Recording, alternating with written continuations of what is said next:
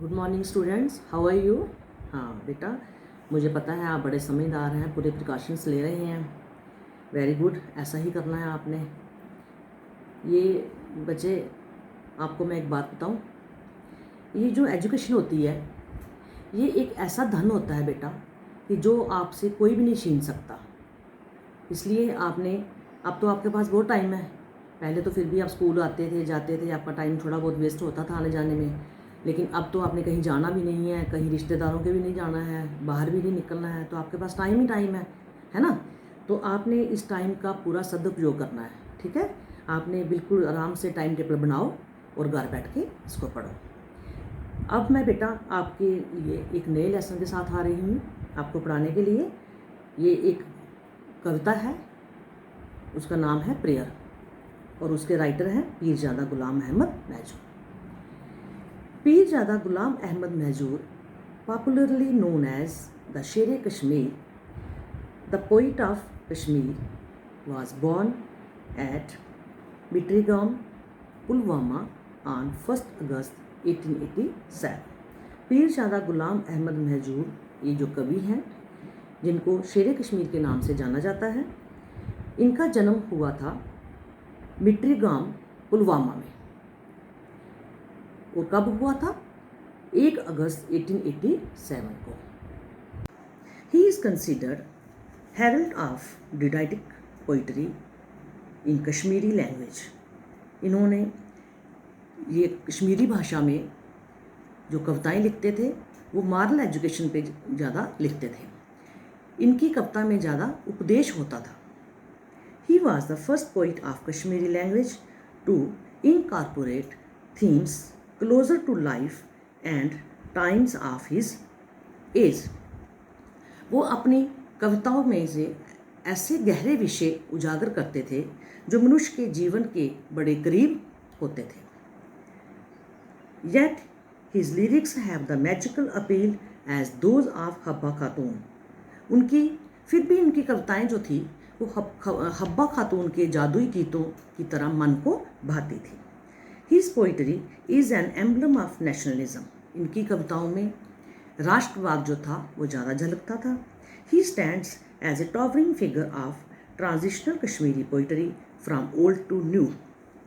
वो कश्मीरी कविता काल में पुराने से नए दौर की कविता क्रांति की एक महान हस्ती है। Mahjoor is the first and the only poet till now on whom a full length movie was made। Mahjoor पहले और इकलौते कवि हैं जिन पर एक पूरी मूवी बनाई गई है। Thus he happens to be the only poet of Kashmir to have risen to the heights of legend in his lifetime। इसलिए वह कश्मीर के एक ऐसे कवि हैं जिन्होंने अपने जीवन काल में प्रसिद्धि की ऐसी ऊंचाइयों को हासिल किया है।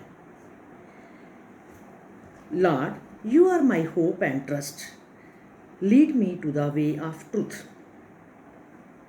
इसमें कवि कहते हैं, इसमें ये कविता जो है ये ईश्वर को संबोधित की गई है। इसमें कवि कहते हैं कि हे प्रभु, तुम ही मेरी आशा हो और तुम पर ही मुझे भरोसा है। How long shall I end lead me to the way of truth. और मुझे सच्चाई के पथ पर तू ले जा। How long shall I dwell in ignorance. मैं कब तक अज्ञानता में जीता रहूँगा। और me the nectar of knowledge. मुझे ज्ञानता रूपी अमृत जो वो प्रदान कर। Lend ear to my wailing and please. कवि ईश्वर से प्रार्थना करता है कि वह उसकी विलाप और प्रार्थना को सुने। And cure me of ills and pains. और मेरी उसकी जो पीड़ा है और उसकी जो बुराइयां हैं उससे मुक्त करवाए।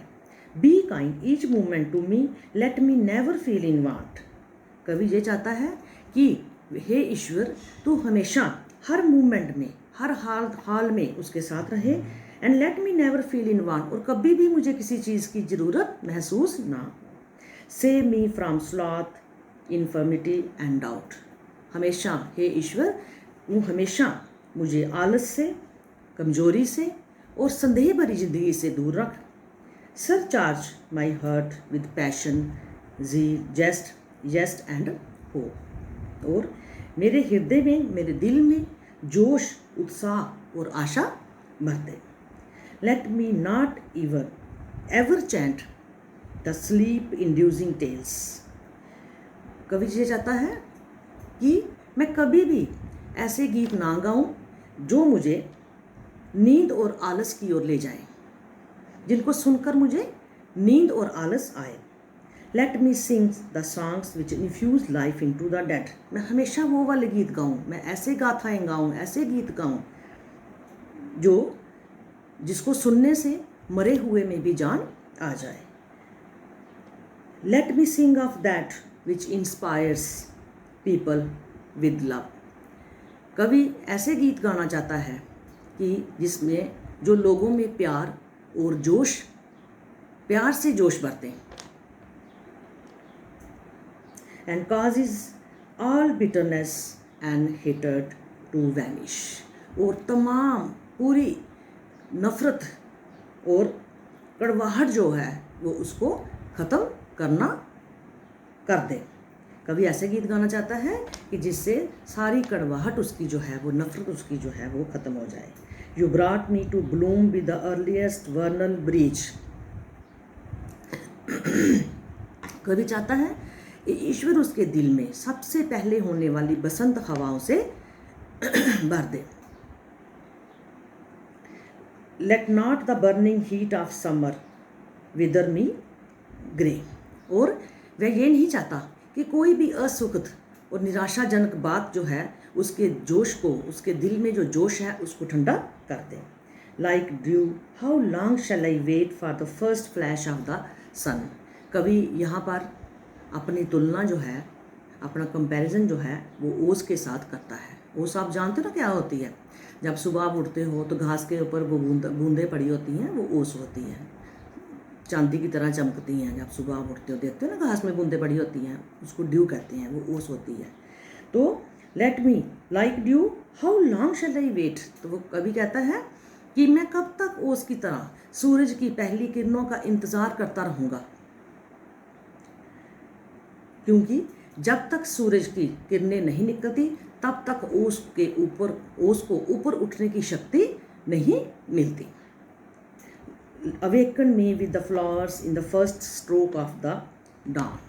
तो कभी कहता है कि कि अब वह प्रभात की पहली आहट के साथ फूलों की भांति जाग उठना चाहता है। प्रभात क्या होता है? सुबह।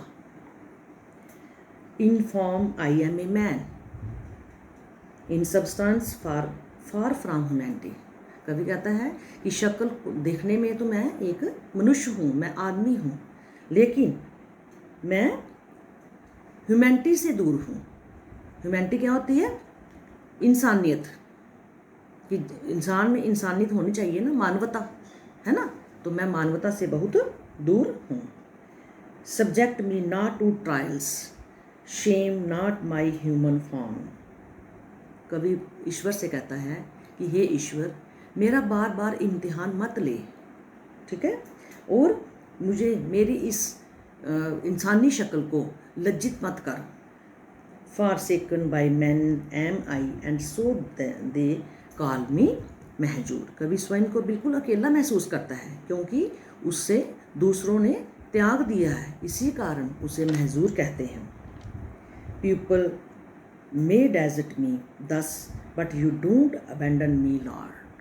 कभी कहता है कि हे ईश्वर, लोग चाहे मेरा साथ छोड़ दें, लेकिन हे प्रभु, तुम मेरा साथ कभी मत छोड़ना, तुम मेरे साथ हर हालात में रहना। तो बच्चे, ये आपकी कवि है, ये आपकी कविता है प्रेयर। तो ये आपने बड़े अच्छे तरीके से पढ़ी है ना? तो ध्यान से सुनी भी है आप लोगों ने। तो अब आपने इसको क्या करना है, इसका होमवर्क करना है। और जैसे पहले आपने मुझे होमवर्क सेंड किया है तो इसको आपने लर्न भी करना है, इसकी समरी भी लर्न करनी है, इसके क्वेश्चन आंसर भी लर्न करने हैं, और फिर आपने मुझे ये इसका होमवर्क करके आपने सेंड कर देनी है, ठीक है? Have a nice day. Okay बेटा।